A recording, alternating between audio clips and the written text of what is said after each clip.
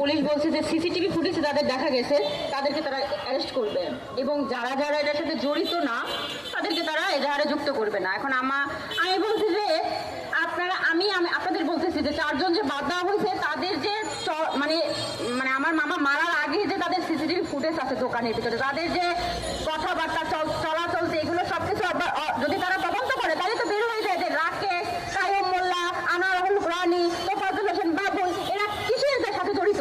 এবং এই তোফাজ্জল হোসেন বাবুলের অফিসে বসে কিন্তু আমার মামাকে মারার পরিকল্পনাটা করা হয় 2 দিন আগে।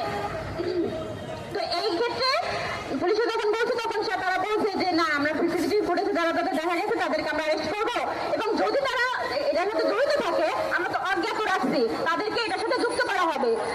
এবং কায়েম মোল্লার দোকানে গত 1 মাস ধরে তাদের যাওয়া আসা চলাফেরা ছিল, ওইখানে বসে এইসব প্ল্যানগুলো করছে। তো আমরা চাচ্ছি যে যারা যারা পিছন থেকে কলকাটিন আসছে প্রত্যক্ষভাবে যারা আছে তারা তো আছেই, কিন্তু মেইন যে মাস্টার মাইন্ড যারা তাদেরকে অ্যারেস্ট করা হোক এবং তাদেরকে এজাহারে যুক্ত করা হোক, আমাদের দাবি একটাই। এবং হচ্ছে যে আমার সারার হোসেন টিটু উনি কিন্তু সিসিটিভি ফুটেজেও কিন্তু ওনাকে দেখা গেছে এবং ওনাকে অতি দ্রুত গ্রেফতার করা হোক এবং অতি দ্রুত তাদের বিচার কার্য শুরু হোক দ্রুত ট্রাইব্যুনালে। হ্যাঁ, এবং উনি কিন্তু প্রথম যে আমার মামাকে যে সোহানা মেডাল থেকে যে আমার মামাকে টানা হেঁচড়া করে যখন বের করা হয় তখন কিন্তু সারোয়ারি আঙুল দিয়ে কিন্তু ইশারা দেয়। আপনারা দেখবেন, খেয়াল করবেন যে আঙুল দিয়ে ইশারা করে ওরে নামাও, ওরে নামায় কিন্তু এলো পাথারে বেদনা আমার মামারে কিন্তু ওইখানে বসে কিন্তু এইটা শুরু হয়।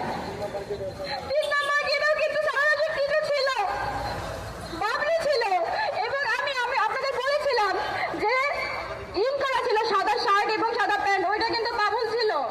উনি কিন্তু হাতে ছাতা ছিল ওনার, উনিও সেই সিসিটিভি ফুটেজে কিন্তু তারা দেখা গেছে।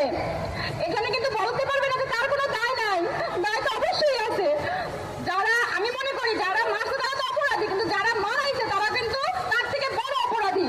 এবং আমি চাচ্ছি যে তাদেরকে এই আইনের আওতায় এনে কঠিনতম শাস্তি দেওয়া হোক, কঠিন থেকে কঠিনতম শাস্তি দেওয়া হোক, যেন অন্তত অন্যান্য লোক যারা অন্যান্য সন্ত্রাসী যারা তৈরি হচ্ছে অন্তত 100 বার ভাবে যে না এটা বিচার হয়েছে, আমরা এই কাজ করতে পারবো না, অন্যায় কাজ বাংলাদেশে চলবে না। আমরা চাচ্ছি এরকমের দৃষ্টান্তমূলক কোনো শাস্তি হোক, আমাদের দাবি এটাই।